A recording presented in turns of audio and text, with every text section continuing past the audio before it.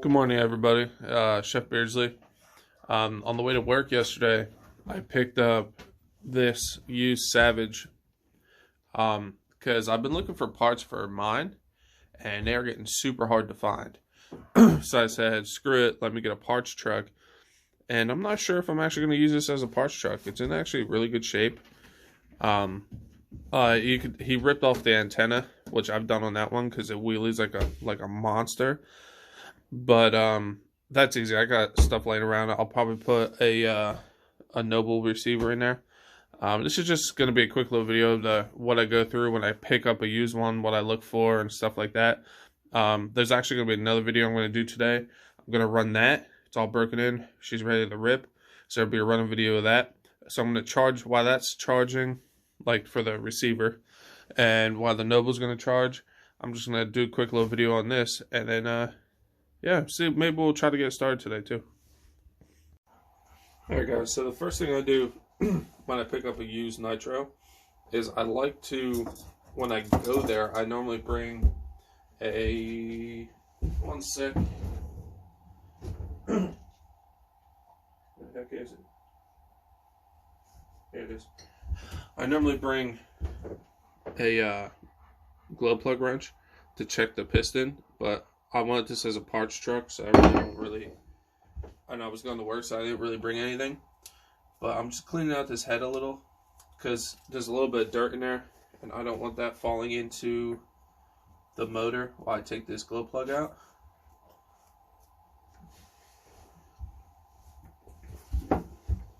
Just crack this loose. The guy said he didn't really bash this. He said he just ran it in the field. He's a really nice guy.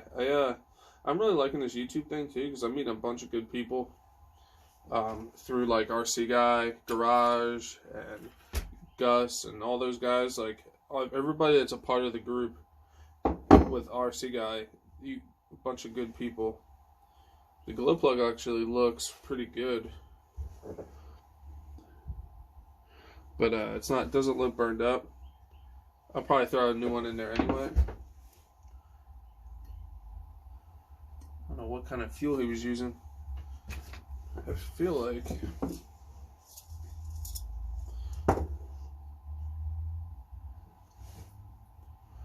piston don't look bad. What I look for is like the top of the piston shouldn't be like black. Shouldn't have any marks or scoring or anything. It's hard to get this on camera, which I probably won't be able to unless I take the motor completely out. But it actually looks really good. It looks like he broke it in pretty decently. It's I always check before I even like take it, give him the money.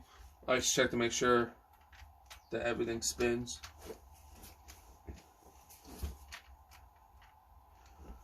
But that looks pretty good. Then I'm gonna show you guys how I clean tanks, because he has old fuel in here that's pretty much like jelly. Some of you guys are probably going to lose your minds the way I clean tanks, but you know what?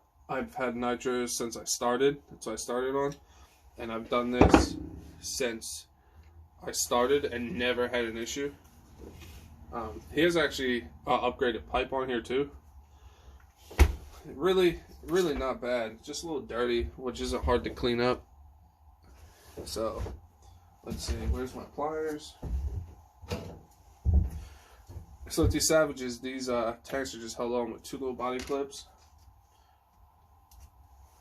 If I can grab it.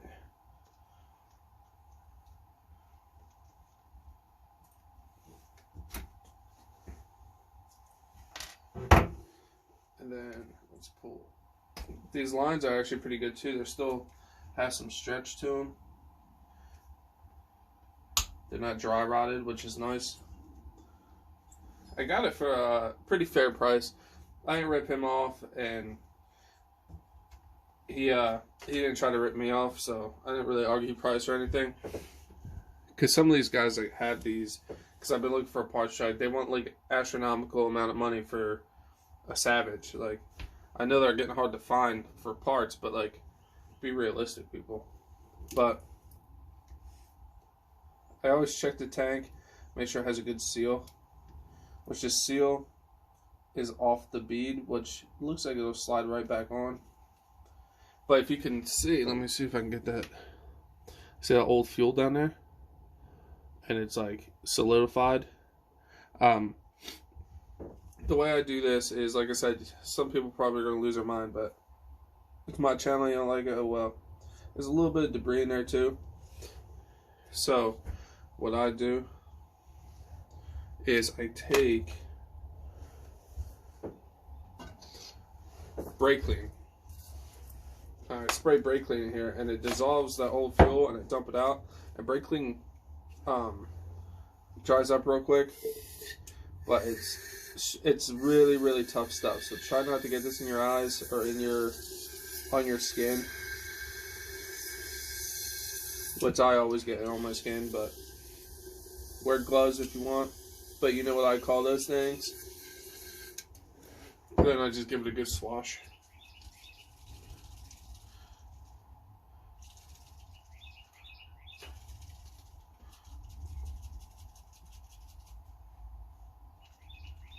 Yeah, you can see it's already starting to take that old fuel up, because he probably left a little bit in there. And after I run my nitros, I do this. I take what little bit of fuel's out of there, and I'll clean it if I'm not going to run it for a while. And then I dry it really well. I like leave the top open, let it dry out. And then I take my glove plug out, put a couple drops of, where is it? Here it is. Excuse me. I'll put a couple drops of 3-in-1 in there. Either if you have a pull start, pull it a few times with the glove plug out. Or if it's electric start, you use your easy start or your rotor start. Cycle it a few times and you're good. So as you can see, that's there. You see that debris in there? See that? I don't know what that is, but we're going to get that out of there. It looks like a piece at the top. Yeah, it looks like a little C-clip. How the hell did that even get in there? But it's fine. We'll get it. So let me dump this out.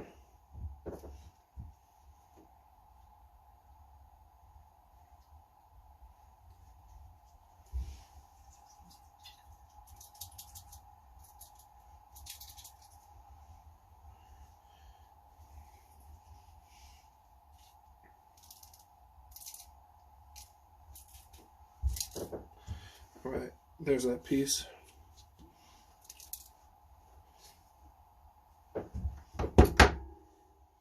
Give me a second, guys. I'm trying to get that debris. There it is.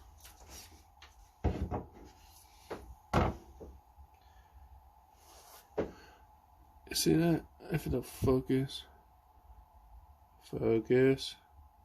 Yeah, that was in the tank. There's another piece. It looks like it's a piece of the fuel filter that's built into the tank.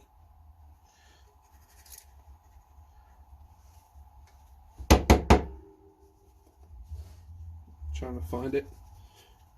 I think it's out of there.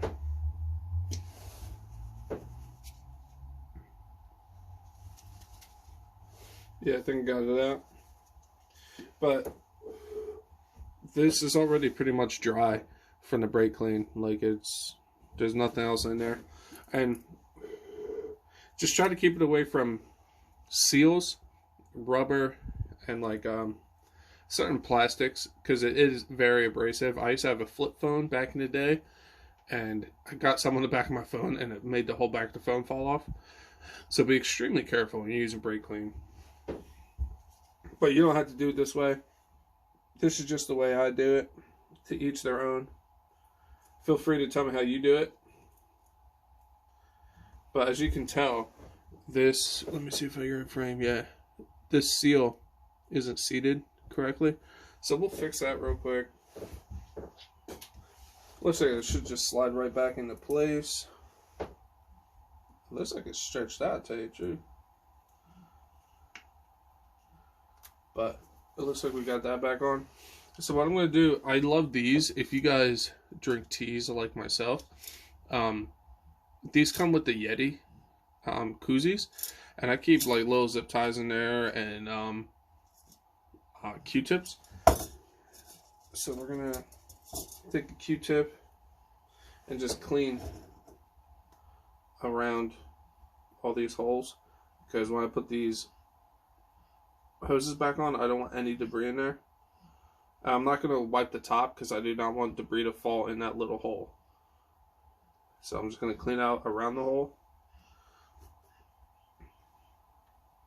Because if you think about it, if you get debris just in the top of that hole, that fuel filter's in the bottom, so that's going to go right in your motor. So be extremely careful when you do that.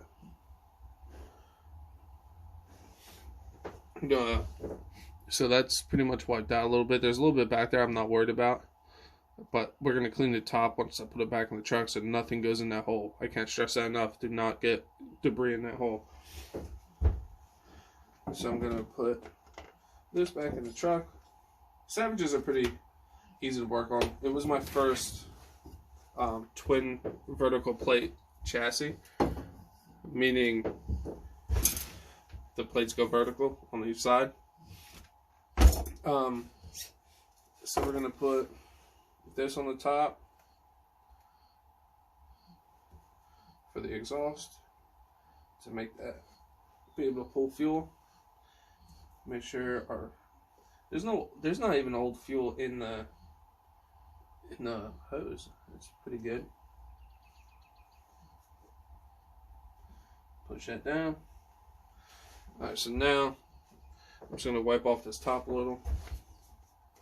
I'm not going to go crazy, just to get some of that out, some of that fuel up. We don't get debris in the tank. Because, yeah, there is a fuel filter, but the less debris, the better. I will be looking for more of these trucks for parts, because, like I said, they're getting really hard to find parts for. And I love running the Savage. It's a beast.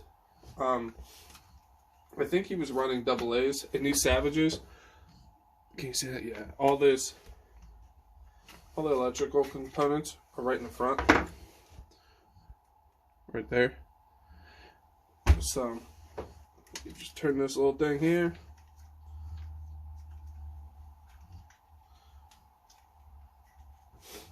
Turn it this way. Pull this off. And yeah, he's got old batteries in here. They're all corroded. Corroded to hell. It's fine. Yeah. I would guess that these batteries are no good. Garbage. As God would say, garbage. So, I'm not even gonna keep the battery holder. I'm gonna toss that. Because I run a regular battery in the Savage. So, I'm just gonna use the one that came with my Savage. It's brand new. That's why I recommend, if you're not going to run your stuff and you're using double A's in your controllers or in your trucks, take them out. If they're going to sit for a month or two or for a little while, take them out, because you're gonna wreck more stuff. So if you look down in here, you can see, one second, let me see if I can get this on camera. One screw is back. This is why you should always check when you get used trucks. Can I get that? I don't know if you can see that in there, but there's battery acid in there. We'll wipe out. And one of the screws is actually starting to back out. So we'll tighten that screw up. And to wipe out this battery acid, how dry is it? Just crystallized. I'm just going to wipe it. Wipe it out.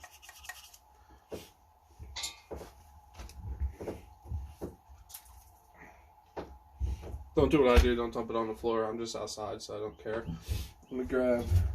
The only thing I like about these Savages is all the screws are Phillips head.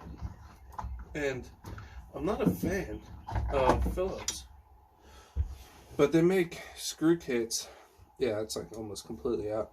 They make screw kits for this that are hex, but just haven't gotten there to get it yet, which I should, since parts are getting hard to find. So that was for this servo saver. So I'm just going to snug that up. This one's super loose too.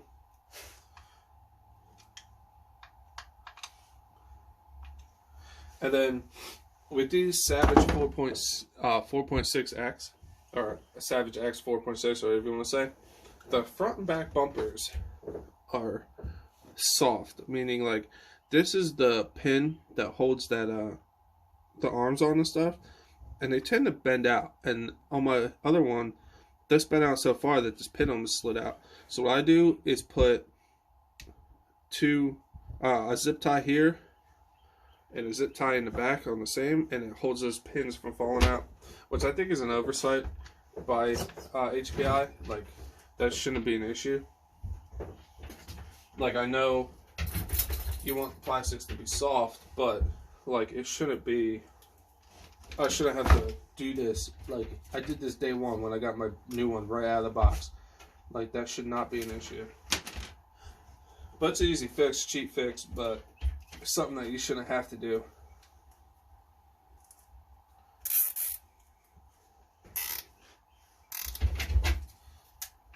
Boom. There's one. Let me grab the nippers.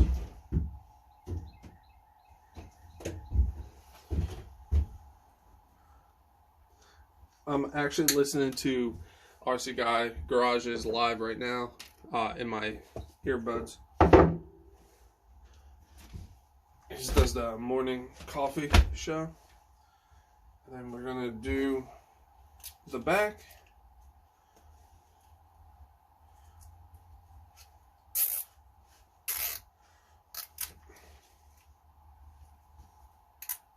Boom.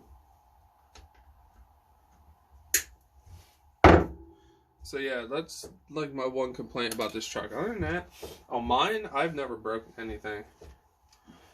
But I don't bash it too hard just because, like I said, parts are hard. So now that thing's going to be getting set real hard. I'm not going to bother taking the motor out because it seems pretty clean. I think he burned it dry. If anything, I'll probably put a couple drops of 3-in-1 in just to cycle it, make sure it's loose. But it seems super good. Other than the batteries being shot, which I'm not worried about. And then, oh, and this right here. I don't know if you guys will be able to see this on camera or not. Let's see. This little wire is the antenna, and it's supposed to be like this long. So I did the same thing on mine because it wheelies like a boss. So I have another Noble receiver coming in, but won't be here for a while. I want to do the range test, which I promised you guys. It's just taking forever to get here because I'm not taking the one out of the DBXL like I expected, because I have that receiver box packed and it's going to be a pain in the butt to redo. So I ordered another one, which I want anyway for the rest of my trucks. So let me get some batteries in this thing and just make sure all the electronics works. I'll be right back. Okay, so I just charged a quick little battery to just test these electronics, just to see what I'm in for, which I'm hoping it's okay. So this is battery.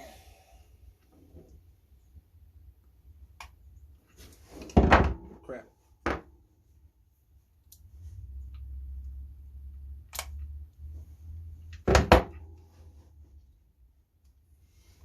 Alright, so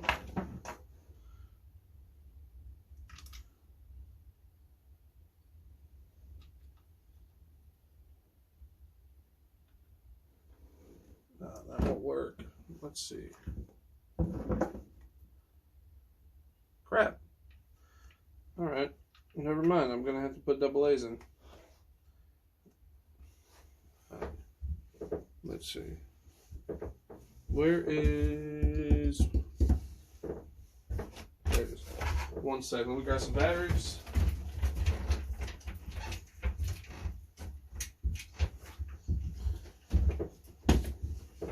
There we go.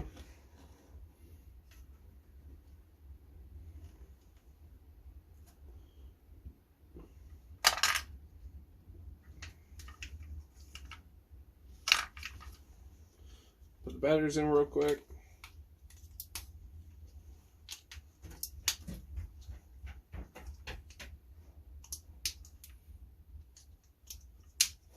Alright. Alright, so it's on, it's blinking, meaning there's no connection, which is a good sign. This is the controller it came with. Old school. This is the first version. I have the second version of this truck, but same parts. It takes 6 AA's, which I have right here. Just putting these in. Give me 1 second, guys.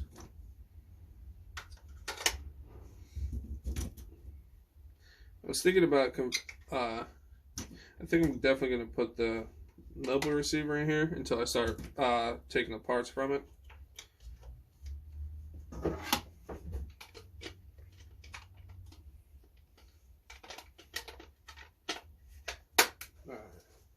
Does the controller work? Let's see. It does. And power the truck.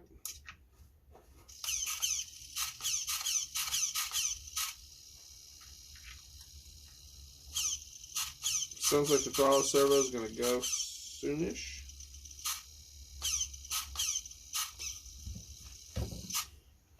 So wait on.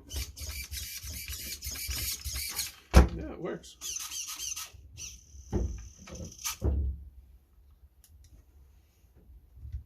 So yeah, it should start. I might not start it in this video just because I already cleaned the tank and stuff. I don't feel like cleaning it again. But it was just a quick overview of what I look for. There's other things you should look for. Like if you're going to get it and not so much for parts like I did and actually want to run it, go over it a little better. Go through all the screws, make sure they're tight. Take the motor off. Take the glow plug out. Make sure it's a clean motor. When you go to look at it, if you're at the guy's truck or whatever, take the glow plug out. Check the top of the cylinder. Make sure it's clean. It should have like a little color to it because it's burning fuel, obviously, but it shouldn't be black. Shouldn't be pitted. Shouldn't be all tore up. Make sure it rolls freely. Check. Just make sure it's not beat. Make sure nothing's like ripped up. The brakes on this are like brand new. And in a perfect world, he'll start it and run it, or he or she would start it and make sure it works. But I appreciate you guys watching. Like and subscribe, and I'm gonna go run the DBXL.